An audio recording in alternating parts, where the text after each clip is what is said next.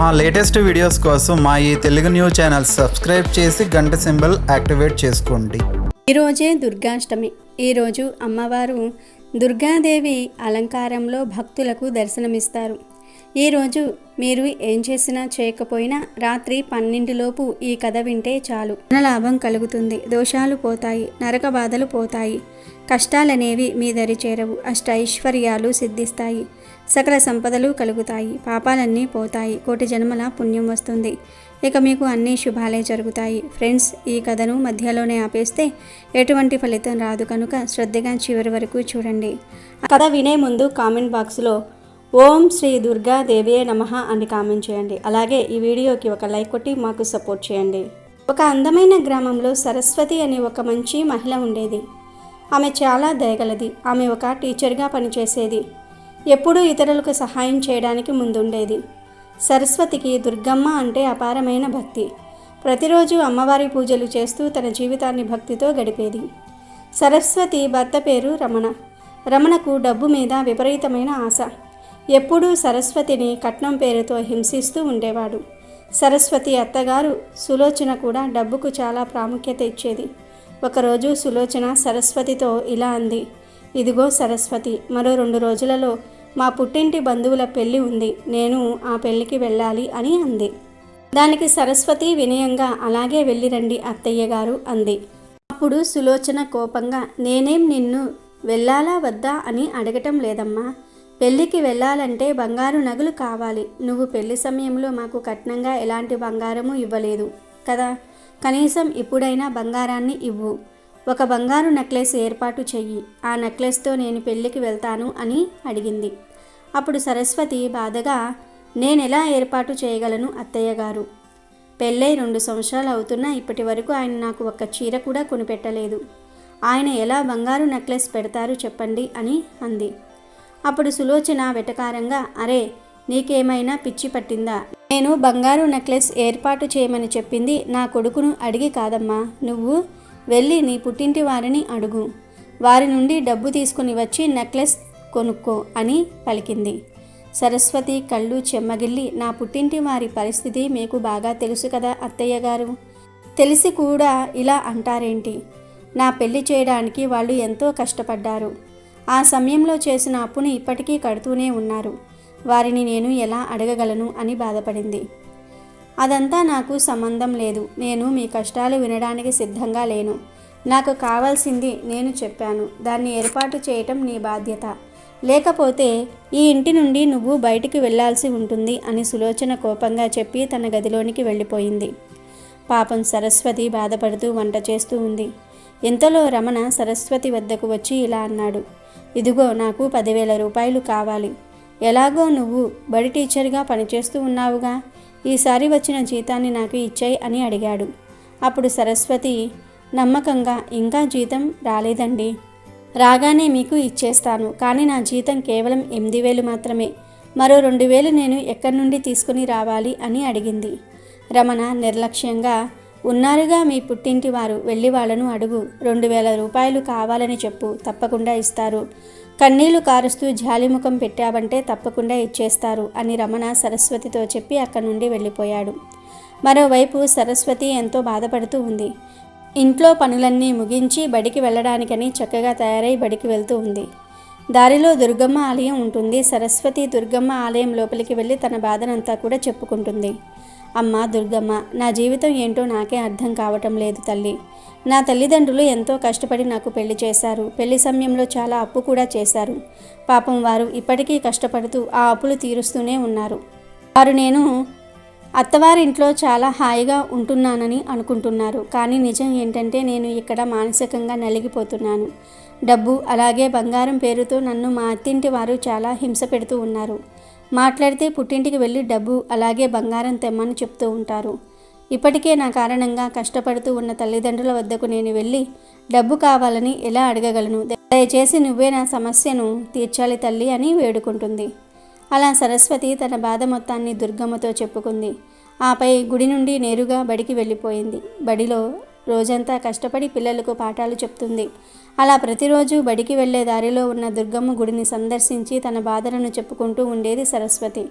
అలా కొంతకాలం గడిచింది. ఒకరోజు సరస్వతి అత్తయ్య గారికి కాఫీ ఇచ్చింది.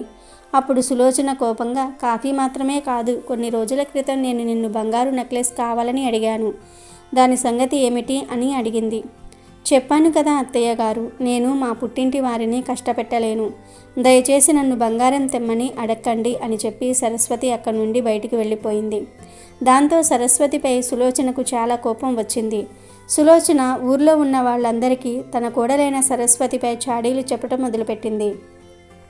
తమ పక్కింట్లో ఉన్న కాంతమ్మతో, ఇదిగో కాంతమ్మ, నీకు తెలుసా నా కోడలు ఎలాంటిదో, అస్సలు ఇంట్లో ఒక్క పని కూడా చేయదు, అన్ని పనులు నేనే చేసుకోవాలి, అంతేకాదు ప్రతిరోజు నా కొడుకు సంపాదించిన డబ్బులను దొంగతనం చేస్తూ ఉంటుంది అని చెప్పింది.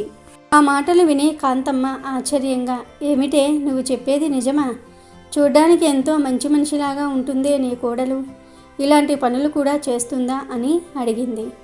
సులోచన నవ్వుతూ, మరి ఏమనుకుంటున్నావు, ప్రతిరోజు ఎంతో చక్కగా తయారయ్యి బయటికి వెళ్తుంది, ఏమో బయటికి వెళ్తుందో లేదో మరెక్కడికైనా వెళ్తుందో ఎవరికి తెలుసు అని సులోచన తన కోడలైన సరస్వతిపై ఊర్లో ఉన్న వాళ్ళందరికీ కూడా చాడీలు చెప్పింది. అలా చెప్పడంతో ఊర్లో ఉన్న వాళ్ళందరూ సరస్వతి చాలా చెడ్డదని అనుకుంటారు. మెల్లమెల్లగా ఊర్లో ఉన్న వాళ్ళందరూ సరస్వతితో మాట్లాడడం మానేస్తారు. ఊర్లో ఉన్న వాళ్ళందరూ సరస్వతిని అసహ్యించుకుంటూ ఉండేవారు. కొంతకాలం గడుస్తుంది. సులోచన తన కొడుక్కి మరొక వివాహం చేయాలని నిర్ణయించుకుంటుంది. అందుకోసం సరస్వతిని ఇంటి నుండి బయటికి తరిమివేయాలని రకరకాల పథకాలు వేస్తూ ఉంటుంది. అందుకు రమణ కూడా తల్లికి సహాయం చేస్తూ ఉంటాడు. ఇదిగో సరస్వతి, నేను నిన్ను 1,00,000 రూపాయలు ఇవ్వమని అడిగాను కదా, ఇంకా ఇవ్వలేదేంటి అన్నాడు రమణ. సరస్వతి ఆశ్చర్యంగా, మీరు కేవలం 10,000 రూపాయలు మాత్రమే అడిగారండి, అదే కూడా నేను ఎంతో కష్టపడి మీకు ఇస్తూ ఉంటాను, 1,00,000 రూపాయలు తెమ్మంటే నేను ఎక్కడి నుండి తేవగలను అని బాధగా అడిగింది. 1,00,000 రూపాయలు కూడా ఇవ్వలేదా? ఇదేనా నీ భర్తపై నీకు ఉన్న ప్రేమ? చిచ్చి, ఇలాంటి అమ్మాయిని వదిలేయటం చాలా మంచిది అని సులోచన అంటుంది. అప్పుడు రమణ కూడా, అవునమ్మా, నువ్వు చెప్పింది నిజమే, ఇప్పుడే ఈ అమ్మాయిని వదిలేస్తాను అంటూ రమణ అప్పటికప్పుడే సరస్వతిని ఇంటి నుండి బయటకు గెంటేస్తాడు. సరస్వతి ఎంతో వేడుకుంటుంది. కానీ రమణ మరియు సులోచన మాత్రం సరస్వతిపై ఏమాత్రం జాలి చూపకుండా ఇంటి నుండి బయటికి తరిమివేస్తారు. పాపం సరస్వతికి ఏం చేయాలో తెలియక తెగ బాధపడిపోతూ ఉంటుంది. అలా సరస్వతి ఊర్లో ఉన్న ప్రతి ఒక్కరి ఇంటికి వెళ్ళి కాస్త ఆశ్రయాన్ని ఇవ్వమని అడుగుతుంది. అందుకు ఎవరూ ఒప్పుకోరు. నువ్వు ఎలాంటి దానివో మీ అత్తగారు మాకు చెప్పారులే అమ్మా, నీలాంటి దానికి ఆశ్రయం ఇస్తే మాకు పాపం చుట్టుకుంటుంది, దయచేసి ఇక నుండి వెళ్ళిపో తల్లి అని ఊర్లోని వాళ్ళందరూ సరస్వతిని తిట్టి పంపించి వేస్తారు. పాపం సరస్వతి ఎంతో బాధపడుతుంది. ఊరి నుండి బయటికి వెళ్ళిపోతుంది. పొలిమేర వద్ద ఒక చిన్న గుడిసె నిర్మించుకొని అందులో బాధపడుతూ నివసిస్తూ ఉండేది. సరస్వతి వద్ద ఒక దుర్గమ్మ పటం ఉండేది. ఆ అమ్మవారికి తన బాధలు చెప్పుకుంటూ ఉండేది. నేను ఎలాంటి తప్పు చేయలేదు, అయినా అందరూ నాదే తప్పని అంటూ ఉన్నారు తల్లి, నువ్వే నాకు న్యాయం చెయ్యాలి అని సరస్వతి ప్రతిరోజు అమ్మవారిని వేడుకుంటూ ఉండేది. సరస్వతి బాధ మొత్తాన్ని అమ్మవారు గమనిస్తుంది. మంచివారికి కాలం కలిసి రావటం లేదు. సరస్వతి ఎంతో మంచిది, కానీ ఆ రమణ మరియు సులోచన కారణంగా ఎన్నో ఇబ్బందులు పడుతూ ఉంది. కనీసం ఊరి వారు కూడా తనకు సహాయం చేయటం లేదు. తప్పుడు మాటలు విని నా భక్తురాలని ఊరి నుండి వెళ్ళగొట్టారు. ఇలాంటి వారిని నేను ఊరికే విడిచిపెట్టను. వీరు నా కోపానికి గురి కావాల్సిందే. ఊరి వారందరికీ నేను బుద్ధి చెప్పి తీరాలి అని దుర్గమ్మ ఊరి వాళ్ళందరికీ బుద్ధి చెప్పాలని నిర్ణయించుకుంటుంది. అమ్మవారికి చాలా కోపం వస్తుంది. అమ్మవారికి కోపం రావడంతో సుభిక్షంగా ఉన్న ఊరు కాస్త వల్లకాడుగా మారిపోతుంది. పంటలు పండటం ఆగిపోతాయి. వర్షాలు కురవటం కూడా పూర్తిగా ఆగిపోతాయి. ధాన్యాలు పూర్తిగా నశించిపోతాయి. ఊరిలో ఆనందం అన్నమాట అస్సలు ఉండదు. రమణ వాళ్ళ అమ్మ దగ్గరకు వెళ్ళి, అమ్మ, 4 రోజులైంది భోజనం చేసి, ఇంట్లో ఒక ధాన్యం గింజ కూడా లేదు, వెళ్ళి నీ స్నేహితురాల్ని కొన్ని బియ్యం గింజలు ఇవ్వమని అడుగు అని అడుగుతాడు.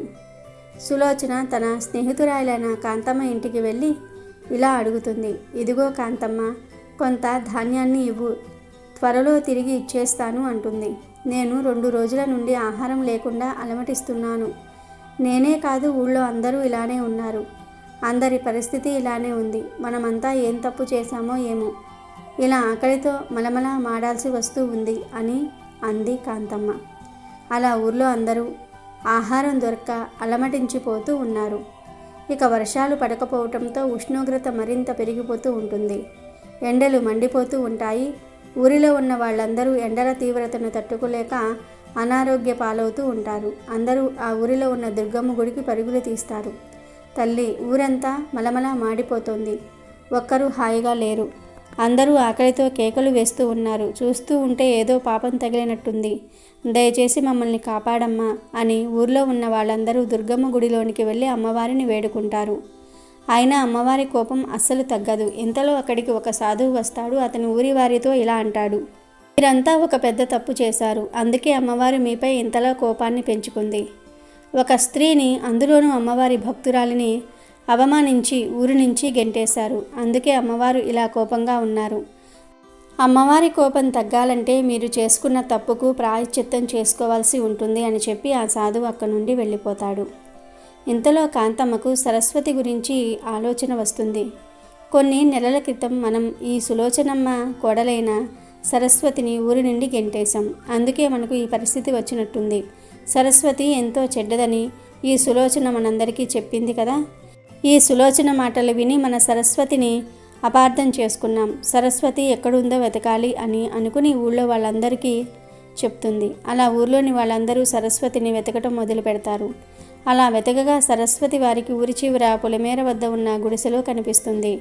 ఏమైంది, మీరు ఏంటి ఇలా ఉన్నారు, ఏం జరిగింది అని సరస్వతి అడుగుగా ఊర్లో ఉన్న వాళ్ళందరూ జరిగిందంతా చెప్తారు. అలాగే అందరూ సరస్వతికి క్షమాపణలు కూడా తెలియజేస్తారు. అందరూ సరస్వతిని ఊరికి తీసుకుని వెళ్తారు. అలా సరస్వతి అమ్మవారి గుడికి వద్దకు వెళ్ళి అమ్మవారితో ఇలా అంటుంది: తల్లి, నా కారణంగా నువ్వు ఈ ఊరి వారిపై కోపాన్ని పెంచుకుంటున్నావా?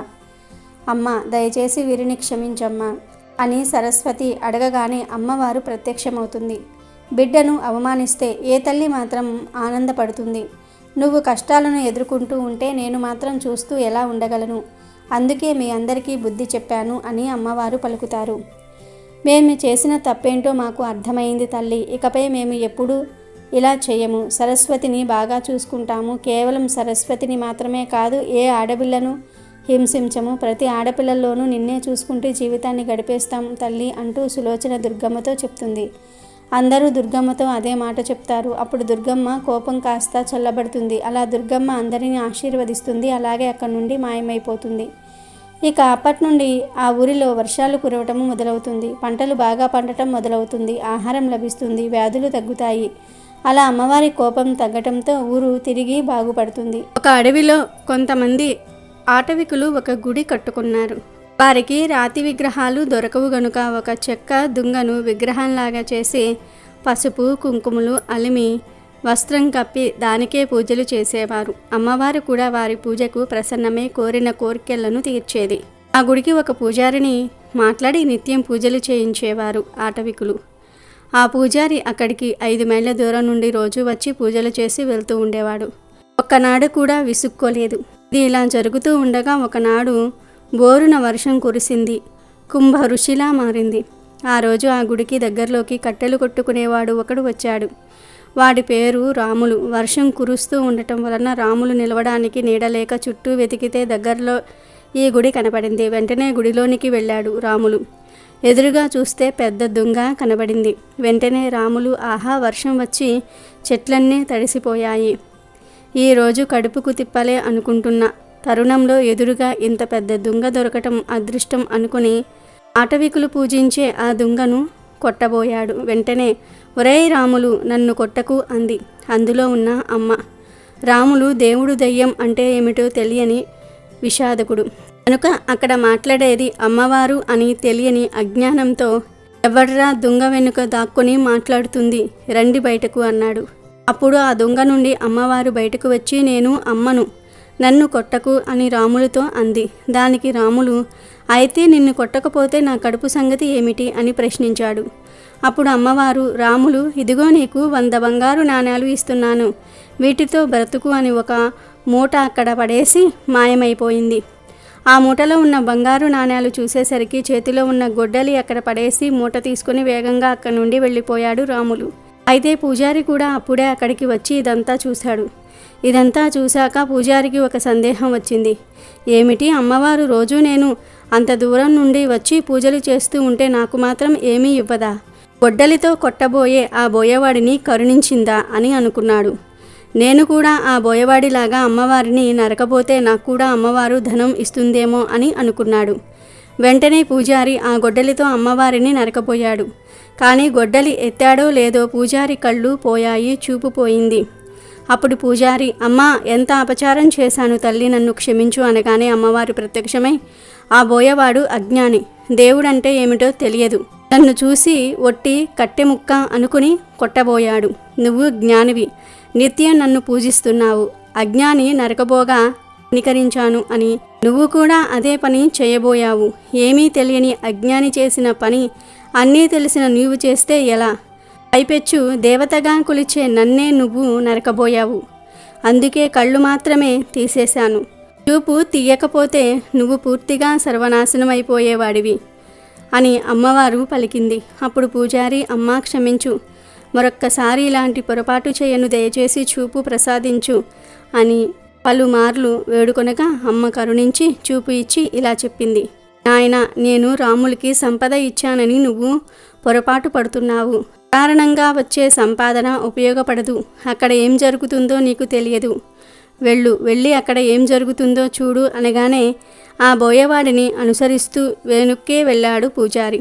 బోయవాడు తన ఇంటికి చేరుకుని భార్యను పిలిచి జరిగింది చెప్పి, ఇదిగో 100 బంగారు నాణ్యాలు అని చూపించగానే భార్యకు బంగారం మీద ఆశ పుట్టి, నాకు వడ్డానం చేయించు, ఉంగరం చేయించు, బొంగరం చేయించు అని భర్తను అడిగింది. భర్త వినలేదు. ఇంతలో కొడుకు వచ్చాడు. వాడు వ్యసనపరుడు. రోజంతా పూర్తిగా తాగుతూనే ఉంటాడు. అప్పటికే బాగా త్రాగి ఉన్నాడు.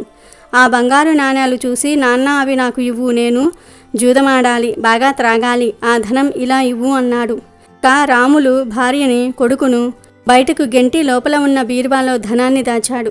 ఇంతలో భార్య లోపలికి వచ్చింది. ఇద్దరికీ వాదోపవాదాలు బాగా జరుగుతున్నాయి. ఇంతలో కొడుకు ఒక గొడ్డలి తీసుకుని వచ్చి తల్లిదండ్రులను ఇద్దరినీ కూడా నరికివేసి ఆ బంగారు నాణాలు తీసుకుని వెళ్ళిపోయాడు. అకారణంగా వచ్చిన సంపద అకారణంగానే పోయింది. ఆ సంపదతో పాటు ప్రాణాలు కూడా పోయాయి. అది చూసి చలించిపోయిన పూజారి వెంటనే గుడికి వెళ్ళి అమ్మవారి పాదాలపై పడి క్షమాపణలు కోరుకున్నాడు. కనుక మనకు ఏది కావాలో మనకు తెలియదు. మనల్ని సృష్టించిన పరమాత్మకు మనకు ఎప్పుడు ఏది ఇవ్వాలో తెలుసు. పరమాత్మను కొలిచేటప్పుడు కష్టం రావచ్చు, కానీ నువ్వు చేసిన పూజా ఫలితం వచ్చే వరకు వేచి ఉండాల్సిందే. ఏదో ఒకరోజు ఫలం వచ్చి తీరుతుంది. ఫలితం రాకుండా మాత్రం ఉండదు. దైవానికి ఎవరి మీద పక్షపాతం ఉండదు. చేసే ప్రతి పనికి ఫలితాన్ని ఇస్తాడు. దుర్గాష్టమి రోజున దేవీ భాగవతం చదవటం వలన ఎటువంటి ఫలితాలు వస్తాయో తెలిపే ఈ కథను వింటే చాలు, మీకు సకల ఐశ్వర్యాలు సిద్ధిస్తాయి. పూర్వం ఋతవాక్ అనే ఒక మహర్షి ఉండేవాడు. అతనికి ధర్మపత్ని వల్ల ఒక కుమారుడు జన్మించాడు. రేవతి నక్షత్ర గండాంతకాలంలో జన్మించడం వల్ల కొడుకు పుట్టినప్పటి నుంచి వారు వ్యాధి పీడితులయ్యారు. పుత్రుడి వల్ల వంశం, కుభార్య వల్ల జీవితం, కుభోజనం వల్ల దివసం, మిత్రుడి వల్ల సుఖం నశిస్తాయని అన్నారు పెద్దలు. వారు పుత్రుని గురించి ఇలా దుఃఖిస్తున్న సమయంలో అక్కడికి గర్క మహర్షి వచ్చారు. అప్పుడు ఋతవాక్కు గర్క మహర్షిని ఆహ్వానించి, ఈ కుపుత్రుడు మాకు ఎలా జన్మించాడు, శాంతి ఏమిటి అని అడిగాడు. దానికి గరుకుడు ఇలా అన్నాడు, రేవతి నక్షత్ర గండాంత కాలంలో జన్మించటం వల్ల నీ పుత్రుడు దుశ్శీలుడు అయ్యాడు. అదే మీ ఆది వ్యాధులకు కారణం. ఈ దుఃఖం పోవాలి అంటే దుర్గాదేవిని ఆరాధించాలి అని చెప్పి సెలవు తీసుకున్నాడు. తర్వాత ఋతువాక్కు మహర్షి చెప్పినట్టే దుర్గను ఉపాసించాడు. దానివల్ల కుపుత్రుడు సుపుత్రుడుగా మారి అందరి ప్రశంసలు అందుకున్నాడు. తన పుత్రుణ్ణి కుపుత్రుడిగా మార్చిన రేవతి నక్షత్రం మీద కోపంతో నెలకు రాలిపోమని ఋతువాక్కు శపించాడు. వెంటనే రేవతి నక్షత్రం కుముదాద్రి మీద పడింది. అప్పటినుంచి ఆ పర్వతం రేవధాత్రి అయ్యింది. ఆ నక్షత్ర తేజస్సు నుంచి ఒక కన్యక ఆవిర్భవించింది. దీనిని ప్రముచుడు అనే ఒక మహర్షి చూసి ఆ కన్యకకి రేవతి అని నామకరణం చేసి పెంచుకున్నాడు. ఆమెకు యుక్త వయసు వచ్చిన తర్వాత వరాన్వేషణ ప్రారంభించాడు. అగ్నిదేవుణ్ణి స్తుతించాడు. అప్పుడు అగ్నిదేవుడు ప్రచుడితో, నాయన, దుర్గముడనే రాజు మీ అమ్మాయికి తగిన వరుడు అని చెప్తాడు. దేవ వశాత్తు అదే సమయానికి దుర్గముడు వేట కోసం అడవికి వచ్చి ఆశ్రమానికి వచ్చాడు. రాజ లక్షణాలతో వినయ విధేయతలతో విరజిల్లుతున్న దుర్గముణ్ణి చూసి ఆప్యాయంగా ఆహ్వానించి కుశల ప్రశ్నలు వేస్తూ నీ భార్య క్షేమం గురించి అడుగను, ఎందుకంటే ఆ అమ్మాయి ఇక్కడే ఉంది గనుక అని అన్నాడు ప్రముచుడు. అప్పుడు దుర్గముడు అంతా కుశలమే, నా భార్య ఇక్కడే ఉంది అంటున్నారు, ఎవరావిడ అని అడిగాడు. అప్పుడు రేవతి గురించి చెప్పాడు ప్రముచుడు. తన వివాహ విషయం తెలుసుకున్న రేవతి తనకు రేవతి నక్షత్రంలోనే వివాహం జరిపించమని కోరుతుంది. ఆమె కోరికపై ప్రముచుడు తన తపశ్శక్తితో నక్షత్ర వీధుల్లో మరో రేవతిని సృష్టించి అదే ముహూర్తంలో వారిరువురికి వివాహం జరిపించాడు. ఏమి కావాలో కోరుకోమని అల్లుణ్ణి అడిగాడు. అప్పుడు దుర్గముడు, నేను స్వయంభూ మనువంశంలో జన్మించాను కనుక నాకు మన్వంతరానికి అధిపతి అయ్యే తనయుడు కలిగేటట్లుగా వరం ఇయ్యి అని అభ్యర్థించాడు దుర్గముడు. అయితే దుర్గమ, దేవీ భాగవతం విను, నీకు అలాంటి పుత్రుడు జన్మిస్తాడు అన్నాడు ప్రముచుడు. తర్వాత రేవతిని తీసుకొని రాజధానికి చేరుకొని ధర్మబద్ధంగా పరిపాలన సాగించాడు దుర్గముడు. కొంతకాలానికి ఒకనాడు లోమస మహర్షి దుర్గముడు ఉంటున్న రాజధానికి వచ్చాడు. అప్పుడు దుర్గముడు మహర్షికి ఎదురు వెళ్ళి అతిథి మర్యాదలు జరిపి దేవీ భాగవతం వినాలనే కోరికను మహర్షికి తెలియజేశాడు. లోమసునుడు సంతసించి అభిష్ట సిద్ధి కలుగుతుంది అని ఆశీర్వదించి ఒక శుభ ముహూర్తాన పురాణ శ్రవణం చేయించాడు. రేవతి సహితుడై దుర్గముడు దేవీ భాగవతాన్ని భక్తి శ్రద్ధలతో ఆలకించాడు. తర్వాత రేవతి గర్భం ధరించి లోక కళ్యాణ కారకుడైనటువంటి పుత్రుణ్ణి ప్రసవించింది. ఆ పిల్లవాడికి రేవంతుడు అని నామకరణం చేసి ఉపనయనాది సంస్కారములు జరిపించి గురుకులంలో వేదశాస్త్రాలు అధ్యయనం చేయించారు. ధనుర్విద్యా పారంగతుడు అయ్యాడు రేవంతుడు. బ్రహ్మదేవుడు రేవంతుని యోగ్యతలు గుర్తించి మన్వంతరాధిపతిని చేశాడు. దేవీ భాగవతాన్ని వినటం వల్ల కలిగే పుణ్యఫలం అనంతం. దేవి అంశలేని పదార్థం లేదు, ప్రాణి లేదు.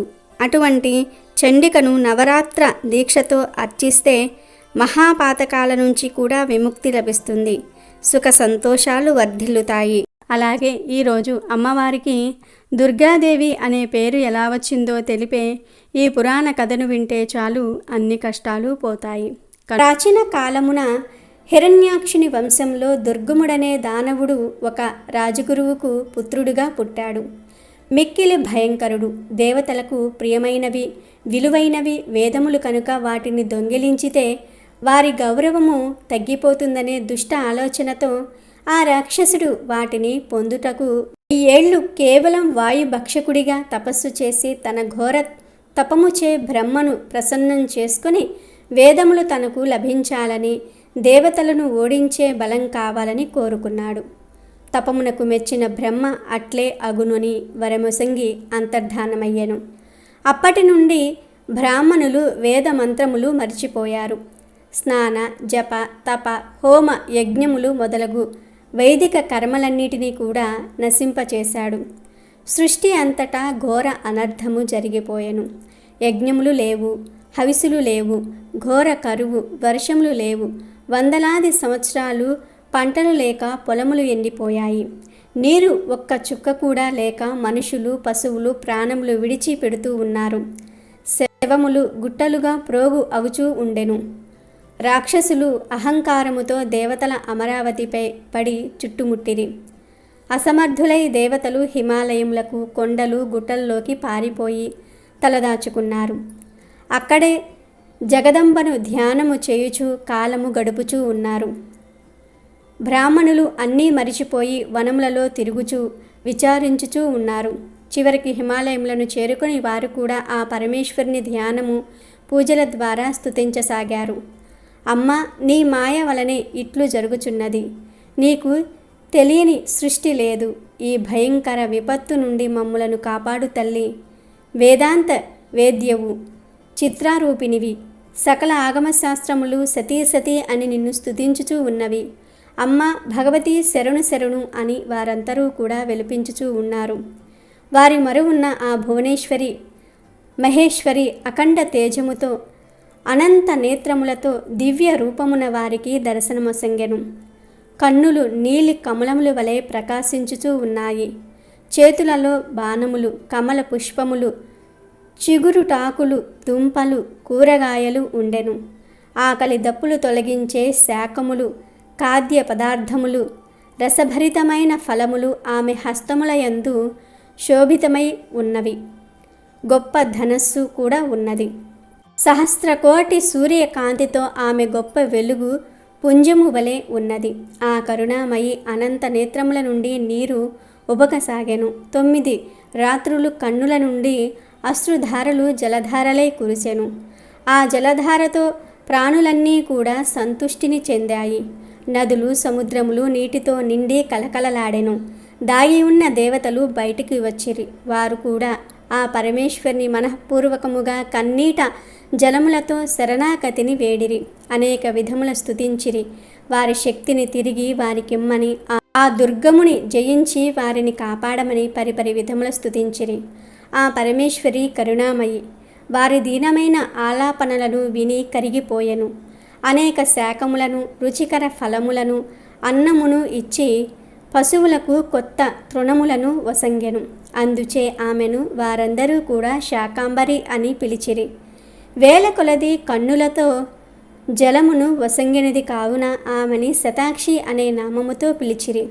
దుర్గమునికి ఆ వార్త తెలిసింది. వెంటనే వాడు అంతులేని సైన్యముతో దేవతలపైకి యుద్ధమునికి వచ్చెను. కానీ ఆ దేవి నలువైపుల నుండి తేజోమయీ చక్రముచే దేవతలను కాపాడుచు దుర్గమునిపై బాణ పరంపర కొనసాగించెను. ఆమె నుండి అనేక శక్తులు ఉద్భవించెను. కాళిక, తారిణి, బాల, త్రిపుర, భైరవి, రమ, బగల, మాతాంగి, త్రిపుర సుందరి, కామాక్షి, జంభిని, మోహిని, చిన్న మస్త, గుహ్యకాళి మొదలగు శక్తులు ఉద్భవించి దుర్గముని సైన్యముతో మహాయుద్ధము చేసెను. శంఖ మృదంగముల శబ్దములతో భీతిని గొల్పెను. స్వయముగా దుర్గముడు యుద్ధమునకు దిగెను. మహేశ్వరికి దుర్గమునికి భయంకర యుద్ధము జరిగెను. వాడి గుర్రములను తన బాణములతో నేలగూల్చెను. జగదంబ ప్రయోగించిన 5 బాణములతో దుర్గముని ధ్వజము, రథము కూలెను. వాడి వక్షస్థలమును బాణములు చీల్చివెయ్యగా ఆ భయంకర దానవుడు నేల కూలెను. వాడి తేజము అమ్మలో కలిసిపోయెను. బ్రహ్మ, విష్ణు, మహేశ్వర్ల సకల దేవతలు అంబను 1000 నోళ్ల శతాక్షి అని, శాకాంబరి అని కొనియాడిరి. ఆ పిమ్మట మహేశ్వరి దైత్యుల నుండి వేదములను లాక్కుని దేవతలకు ఇచ్చెను.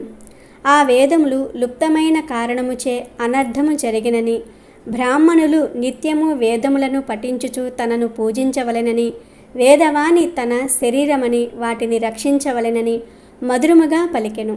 నా చేతిలో దుర్గముడను రాక్షసుడు హతమయ్యను గనుక దుర్గా అను నామముతో తనను పిలిచిన వారు ఎవ్వరైనను సరే తన మాయను చిన్నాభిన్నము చేసి తన స్థానమును పొందెదరని దేవి పలికెను. పూర్వం విక్రమార్కుడు అనే రాజు ఉండేవాడు.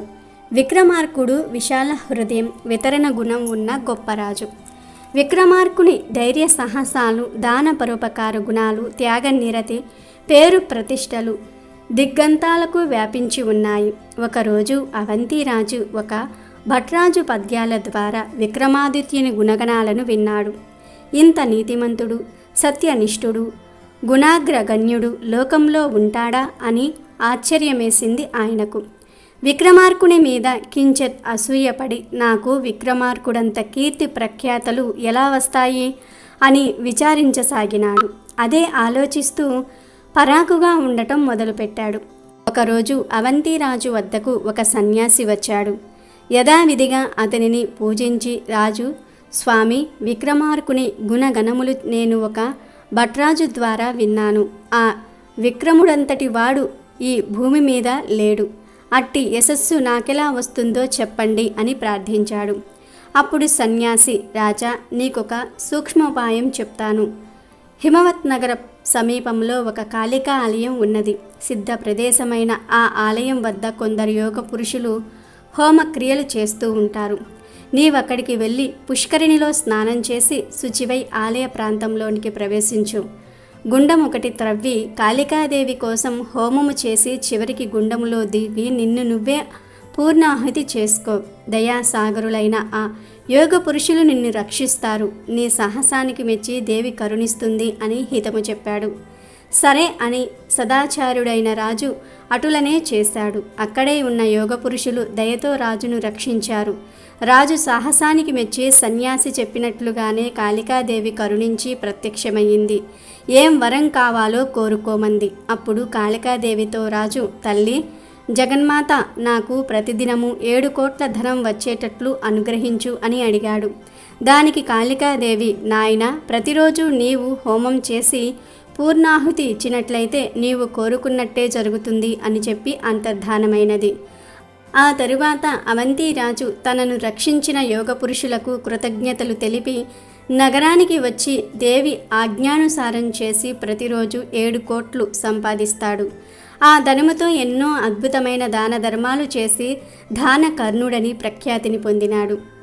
విమలుడైన విక్రమార్కుడు అవంతిరాజు యొక్క కీర్తిని విన్నాడు. తక్షణమే హిమవత్పర్వతంలోని కాళికా ఆలయానికి వెళ్ళి స్నానము చేసి శుచి అయి ఆలయంలో హోమము చేసి తన శరీరాన్ని పూర్ణాహుతి చేయబోగా కాళికాదేవి ప్రత్యక్షమై వరం కోరుకోమన్నది. అప్పుడు కైలాస శిఖరమంత ఉన్నత హృదయం కల విక్రమాదిత్యుడు ఇలా కోరుకున్నాడు. గుణవంతుడైన అవంతిరాజు తన శరీరాన్ని పూర్ణాహుతిని చేయకుండానే ఆ ధనం అతనికి వచ్చేటట్టు, దానితో అతడు మరిన్ని దాన ధర్మాలు చేసుకునేటట్లు అనుగ్రహించు తల్లి అని కోరుకున్నాడు. కాళికాదేవి విక్రమార్కుని త్యాగనిరతి చూసి తదాస్తు అని ఆశీర్వదిస్తుంది. ఈ విషయం తెలుసుకున్న అవంతిరాజు విక్రమాదిత్యుని వద్దకు వచ్చి, రాజా, నీ వితరణశీలత అపూర్వము, అద్వితీయము. నీ వంటి సౌశీల్యుడైన రాజు ఈ భువిలో పుట్టబోడు అని స్తుతించి కృతజ్ఞతలను తెలుపుకొని వెళ్ళిపోయాడు. ఈ కథ ద్వారా తెలుసుకోవాల్సిన విషయం ఏమిటంటే, విశాల హృదయం, వితరణ గుణం ఉన్న వారిని ఆ దేవి ఎల్లప్పుడూ ఎల్లవేళలా ఆశీర్వదిస్తుంది.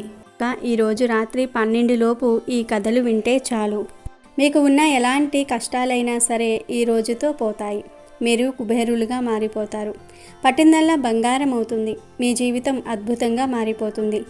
లెక్కలేనంత ఐశ్వర్యం వస్తుంది. ఇక మీకు అన్ని శుభాలే జరుగుతాయి. వీడియో నచ్చితే లైక్ చేయండి, షేర్ చేయండి, బట్ సబ్స్క్రైబ్ చేసుకోవడం మర్చిపోవద్దు.